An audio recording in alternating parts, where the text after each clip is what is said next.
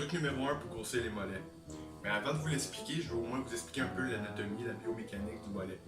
On a deux muscles qui passent chaque côté du mollet, qui sont séparés. Souvent sur un gros bodybuilder, vous allez remarquer qu'un mollet est divisé en deux. Donc vous avez une partie en arrière, comme vous voyez, qui est le jumeau externe, puis le jumeau interne. Donc, ça s'appelle aussi la gastronomie, si vous voulez le nom plus scientifique. Donc, vous avez une partie interne et externe. Ce qui est très important quand vous voulez grossir un mollet, c'est de vouloir le travailler dans plusieurs angles. Donc, quand vous placez vos orteils vers l'intérieur, ça travaille le jumeau interne.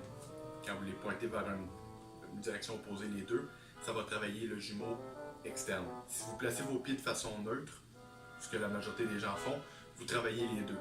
Donc, c'est très important de travailler dans plusieurs angles. Les solaires, c'est un muscle qui passe en arrière des deux jumeaux, donc qui va tout droit. Quand les genoux sont fléchis ou que les ischios sont étendus, c'est là que le solaire travaille. Donc, quand vous faites des mollets assis, c'est le solaire qui travaille. Donc, même chose, vous pouvez le travailler dans plusieurs angles, pieds neutres, sur des mollets assis. Mais il y a plusieurs exercices que vous pouvez faire aussi qu'on va parler plus tard dans la vidéo. Truc numéro 2. Quand je vous avais parlé des avant-bras, j'avais parlé que quand on entraînait les jambes, le chest pour développer la masse musculaire, on fait plusieurs séries. On va même jusqu'à 16 ou 20 séries. Donc pourquoi pour des mollets ou les avant-bras, on ferait juste 8 séries. Souvent les gens vont faire du mollet debout, mollet assis, 3-4 séries puis c'est fini. Mais ce que je vous suggère, c'est de travailler dans plusieurs angles, comme je vous disais tantôt, mais que chaque angle soit des séries différentes. Donc, si vous travaillez à l'intérieur, vous faites 4 séries, à l'extérieur 4 séries, pieds neutres, 4 séries, mollet assis, 4 séries. Donc là, vous voyez que vous augmentez vos nombres de séries. Vous augmentez l'effort et le travail du mollet, donc il se déchire beaucoup plus puis il va se développer vraiment de façon plus complète dans plusieurs angles. Truc numéro 3. Moi, ce que j'aime faire souvent dans mes exercices, c'est de travailler en tempo. Ça veut dire, par exemple, que je vais mettre un temps plus long en excentrique, en isométrie ou en concentrique. Puis je vais prendre le temps vraiment de faire le mouvement. Puis le plus important quand vous faites des mollets, c'est l'amplitude. Donc, faites bien attention quand vous faites des mollets. Souvent, les gens vont aller chercher la pleine amplitude concentrique, ils vont pousser avec leurs pieds, mais ils vont oublier souvent l'autre section plus importante du mollet, c'est d'aller le chercher et les tirer. Donc, vraiment descendre votre talon le plus bas possible pour vraiment venir étirer le mollet. Un muscle va grossir beaucoup mieux s'il est étiré et contracté à sa pleine amplitude. Truc numéro 4. Ce qui est important aussi des mollets, c'est de lâcher les mollets debout puis assis que vous faites sur les machines. Ce qui est la pire chose à faire dans l'entraînement, c'est de toujours faire la même affaire.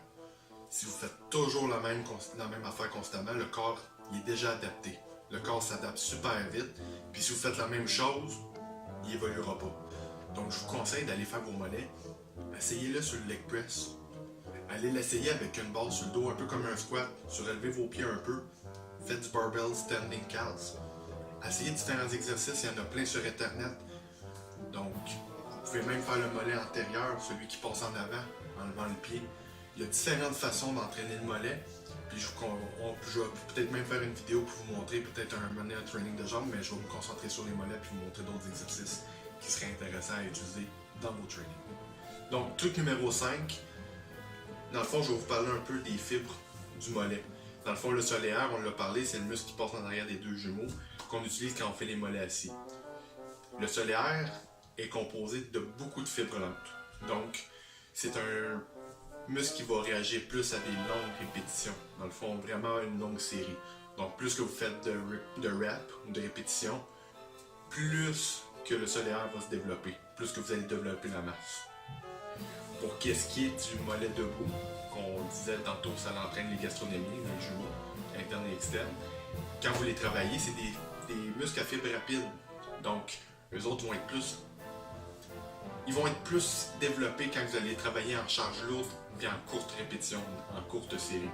Donc, vraiment mettre pesant, puis en faire 8, 10 ou 12, puis vraiment les travailler en force. Donc, guys, j'espère que ça vous a aidé pour vos mollets. J'espère que ça va vous aider dans le futur, puis que vous allez avoir des gros mollets d'acier.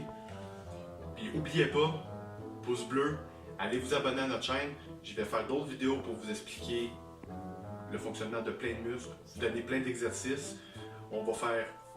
On a la vidéo de Rolly to EDFA qui s'en vient, 3 parties. Donc, suivez ça. Il va y avoir aussi mon Road to Mimi Cakes et plein d'autres vidéos. Donc, si vous voulez nous suivre, abonnez-vous. Ça va nous faire plaisir de tout vous partager ce contenu-là. Donc,